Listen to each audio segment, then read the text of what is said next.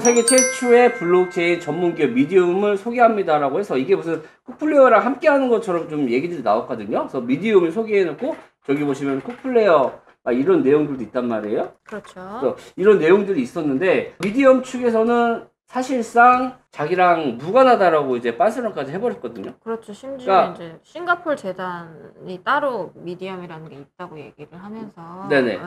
그러니까 뭐 뉴스나 이런 거는 뭔가 엄청 대단한 회사와 뭔가의 그 커넥션이 있어서 잘 될 거다라고 얘기했지만 실질적으로는 이 미디움 회사가 아니고 싱가포르에 있는 미디움이다 라고 그렇죠. 이제 내용이 나왔거든요. 그래서 보시면은 메인넷이 되면은 또 이제 엄청나게 많은 또 이제 수익을 볼 수 있다라는 얘기들도 했었고, 이거는 뭐 이제 맞아요. 유저들 사이에서 도는 내용이고, 음. 이거는 뭐 이제 미디움 파운데이션 이번 인수로 인해서 속도가 빨라진다. 그 미디움을 인수하는 거랑 속도랑 뭔 상관입니까? 새로운 메인넷 이게 인수를 하고 새로운 메인넷을 통해서 속도가 빨라지겠다? 뭐 이런 느낌인가. 아무튼 이제 처리 속도가 엄청나게 빠르다라고 얘기하고 있거든요. 근데 아까도 말씀드렸지만 처리 속도 아직까지도 많은 사람들이 이 네트워크, 그러니까 메인넷을 사용하지 않고 그냥 기존에 있는 토큰 이더리움 기반을 사용을 하고 있단 말이에요. 맞아, 실제 아까, 활용이 안 되고 있어요. 아까 그 업데이트된 날짜도 네네. 2020년이 마지막이에요. 그쵸. 네. 활용이 안 되고 있고, 여기서 말하는 이제 미디어. 이 회사는 사실상 우리가 생각하는 그 미디움 회사가 아니라 싱가포르에 있는 회사고. 그렇죠. 이미 폐업을 한 상황이에요. 그리고 그 싱가포르 회사도 이미 폐업 처리가 되어 있는 거죠. 그렇죠. 그러니까 이 쿡플레이어가 얘기하고 있는 사업성이나 이런 것들이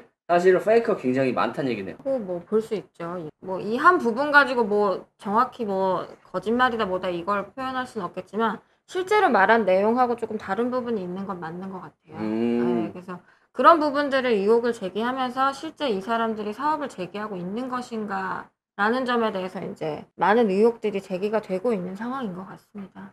이게 또 이제 미디움과 한국조폐공사 뭐 블록체인 테스트베드에서 뭐 최종 낙찰까지 했다. 우리는 이렇게 짱짱맨이다, 킹왕짱이다라는 내용들도 있거든요. 근데 뭐 이거 단독으로 낙찰된 것도 아니고 조폐공사 측에 이제 문의를 했더니 뭐 이것도 좀 과장된 내용이더라. 이런 취지의 이제 내용들도 보도가 되고 있어서 실제로 사업을 제대로 진행하고 있는지 여부가 불투명하다는 취지의 이제 내용들이 점점 나오고 있는 것 같아요. 여기저기 또 이제 많은 분들 만나고 다니셨잖아요. 플레이어 관련돼서 이제 그 투자자들. 네. 예. 그 만났을 때 보통 어떤 얘기들을 하시나요? 지금 뭐 해지를 하고 있다는 얘기를 하시는 분들이 계세요. 그러니까 이게 수익률도 많이 예전보다 떨어져 있고, 네. 지금 투자를 해서는 뭐 더 이상의 수익이 나올 것 같지 않다는 그런 느낌을 받으셨나 보더라고요. 그래서 저희가 이런 것도 질문을 해봤어요. 과연 지금 당신이 다른 사람에게 투자를 권유하거나 당신이 새롭게 투자를 할 것이냐라고 물었을 때 나는 그러지 않겠다라고 얘기를 하시더라고요. 그럼 그분들은 실제 지금 수익을 보고 나오시는 건가요? 아니면 손해를 보고 나오시는 거예요? 손해를 보고 나오지는 않아요. 손해를 보지 않기 위해서 지금 손해를 볼 것 같으니까 기존에 있던 뭐 이런 것들 해지를 하고 원금을 찾고 그런 상황인 거죠. 그럼 실제로 뭐 여기에 투자하셨던 분들은 지금은 돈을 벌고 나오시는 거네요? 그렇죠. 원금까지는 받으신 거죠. 근데 앞으로의 어떤 상황이 벌어질지를 모르고, 그리고 실제로 코인 가격이 뭐 7달러에서 2달러, 뭐 1.6달러까지 떨어져서 이거를 오를 것이라고 생각을 한 사람들은 가지고 있었을 거 아니에요. 근데 그거를 손해를 보고 팔고 나왔다는 취지로도 말씀을 하셨어요. 그러니까 이제 손해를 봐서라도 이제 자기들은 빠지겠다. 그렇죠. 그러니까 지금 유저들이 지금 탈주하고 있는 상황이네. 그런 것 같아요.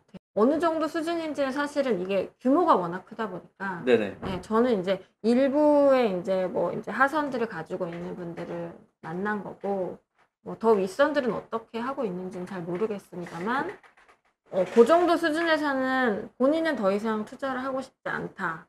그리고 기존에 있는 것들은 손해를 보지 않기 위해서 빠르게 처분하고 나오고 있는 상황이다. 이렇게 얘기를 했었어요. 아직까지도 그럼 여기 콕플레이에 대해서 뭐 희망을 가지고 계신 분들도 만나보세요. 네, 많던데요. 엄청요? 그분들이 이제 보통 뭐라고 말씀을 하세요? 일단 뭐 K 스타디움에 대한 얘기를 많이 하고요. 네네. 네, 그리고 이제 메인넷이 우리가 출시됐다. 네네. 그러니까 유저들 사이에서 그런다면서요. 메인넷이 출시가 됐으니까 10배 이상 코인 가격이 오를 거다. 네네. 네, 뭐 그런저런 얘기들. 그러니까 실제로 코인 가격이 실제로 오를 것이고 얘네가 하고 있는 사업이 잘 되고 있다라고 얘기를 하세요. 실제로 보면은 그 메인넷이 일단은 출시가 완료됐다라고 나왔거든요. 그렇죠. 실제로 저희가 들어가 보면 됐어요. 그렇죠. 됐습니다. 그리고 메인넷이 확인이 됐고, 그 다음에 투자자들 사이에서 이제 퍼지고 있는 거는 메인넷이 됐으니까 10배 상승 효과가 있다라고 얘기를 하는데, 사실 그렇죠. 메인넷이라는 게 어떻게 보면 자기네 자체 플랫폼을 갖고 있다 하더라도 사실 이 구조적인 문제, 여태까지 유통이나 구조적인 문제 이런 부분이 받쳐주지 못하면은 가격이 안 올라가거든요. 그러니까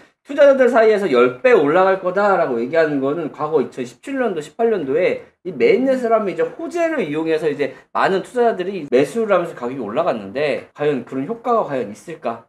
라는 생각이 조금 저는 개인적으로 들고, 실질적으로 뭐 미디엄은 미디엄 재단으로부터 코플레어 코어 기술 개발 및 콘텐츠 플랫폼 운영에 관련 사업주를 계약해 뭐 관련 업무를 주행 중이다라고 얘기하고 있지만, 실질적으로는 여기서 말하는 미디엄 회사도 아니고, 그렇죠. 그리고 그 싱가포르에 있는 미디엄 재단이라고 하지만 그 회사도 지금 폐업한 상태고, 그렇죠. 그리고 그 기술로 지금 업무를 하고 콘텐츠를 짠다고 하지만 이미 폐업한 회사 기술이 얼마나 좋겠습니까? 그리고 더 이상 업데이트 자체도 되지도 네네. 않았잖아요. 그래서 지금 보시면 업데이트도 지금 진행이 되고 있지는 않아요. 지금 멈춰 있는 그렇죠. 상태예요. 2020년 이후로는 아무것도 진행이 된다고 없다고 나오는 거죠. 네네. 그러니까 오랫동안 업데이트도 진행을 하지 않았고, 그렇죠. 일단은 유저들 모으기에 바쁜 거네. 그리고 이제 얘네들이 보여줬던 것들 있잖아요. 실질적으로 이제 쇼핑몰이라든지 이런 것들을 활용할 수 있다고 하지만, 맞아요. 2022년 5월 16일 10시부터 모은가 하지만 아직까지도 이제 중단되는 상태죠. 그렇죠. 사업 설명회를 들어보면 일단은 어떤 식의 사업을 해서 우리가 코인의 가치를 올리겠다, 네. 코인을 활용하겠다, 뭐 플랫폼을 구축하겠다 이런 내용들을 얘기를 하고 있는데, 그 중에 하나가 이제 쇼핑몰이고, 그리고 뭐 게임도 있고, 네네. 그다음에 이제 뭐 어디 넷플릭스 같이 방송이나 이런 것들을 볼 수 있는 그런 컨텐츠들을 만들어 놨다라고 얘기를 하는데, 뭐 뉴스에서는 그런 얘기가 나왔죠. 그걸로는 지금 현재 수익이 창출이 안 된다는 취지의 관계자 얘기도 한번 나왔었고, 네네. 그리고 지금 보시는 바와 같이 쇼핑몰은 점검으로 인해서 운영이 잠정 중단됐다라는 뭐 이야기도 나오고 있고, 그러니까 실질적으로 쇼핑몰도 제대로 운영이 안 되고. 그리고 뭐 이제 다 나가고 있는 상황이다라는 얘기도 하시는 분들도 계셨었어요.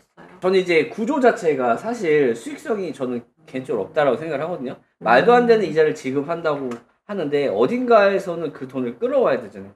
그렇죠. 그러니까 그게 바로 사업이라는 것을 통해서 수익을 내서 그 수익을 투자자들한테 환원을 해줘야 되는 구조여야 되는 거잖아요. 네네. 건전하다고 하면. 근데 실제로 사업이 진행되지 않기 때문에 불건전하게 되고, 투자금을 모으지 않고서는 수익을 나눠줄 수 없는 구조가 바로 지금 말씀하신 폰지라는 구조인 거예요. 결국에는 실물 사업과 연계가 되고 그 사업이 실질적으로 행해졌고, 그리고 그 사업으로 인해서 수익이 나야 하고, 그 수익이 투자자들한테 환원이 돼야 되는 구조가 돼야지만 이게 뭐 사기가 아닐 수 있는데, 대부분의 이제 뭐 V글로벌도 마찬가지였고, 이미 그거는 판결이 난 부분이니까 사업성이 없었어요. 그리고 뭐 다른 판례들을 보더라도 실제로 사업을 진행하려고 시도를 했고 어느 정도 진행이 됐었다고 하더라도 그 수익금이 어떻게 활용되었는지, 그리고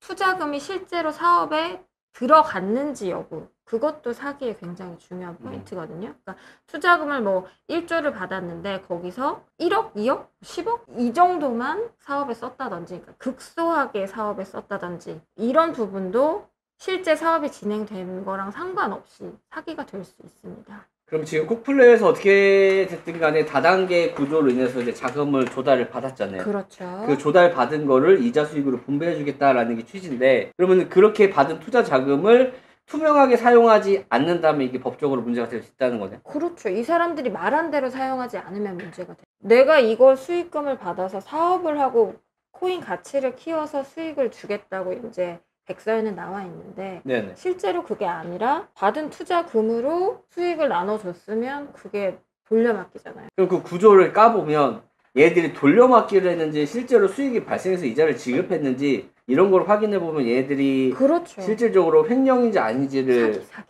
알 수 있는 거. 사기인지 아닌지. 제대로 만약에 수익이 나서 그걸 이자로 지급했다고 하면 사기가 그건 아니에요. 사기가 아니죠. 근데 이걸 돌려막기 구조로 메꿔서 줬다면 이제 사기일 가능성이 네, 높다. 그렇죠. 그러니까 사업이 했다 하고 이제 뭐 얘기들이 나오는데 실제 그 사업이 진행됐다고 하더라도 사기로 인정될 수 있는 부분은 충분히 있어요. 아까 말씀드린 대로 투자금이 그 사업에 사용된 게 아주 극소이고 그리고 수익이 나지 않거나 수익이 나더라도 그 수익으로 사람들에게 수익금을 지급해줄 그런 정도의 능력이 안 됐다고 치면 네, 그것도 사기가 될 수 있어요. 그러니까 사업이 진행된 것만으로 아 이건 사기가 아니에요 라고 말할 수는 없다는 게 포인트인 것 같아요. 그러니까 어쨌든 간에 뭐 사업이 진행이 되든 안 되든 여기서 모은 자금을 가지고 어떻게 활용을 했느냐. 그렇죠. 그거를 이제 활용이 잘못됐을 경우에는 뭐 이제 사기가 성립이 된다라고 말씀하시는 그렇죠. 거잖아요. 그게 제일 핵심인 것 같아요. 또 이제 이 회사에 대한 정체성이 좀 제대로 나와 있나요? 그러니까 뭐 백서 내용을 보면 백서나 이 초창기의 멤버들을 보면은 실질적으로 이 백서 내용과 좀 다르게 멤버들이 지속적으로 바뀌거든요. 맞아요. 삭제가 됐죠. 그리고 네네. 최종적으로는 아예 저기 이제 나와 있는 분들이 사라지고 어드바이저만 네네. 최종본에는 나와 있다.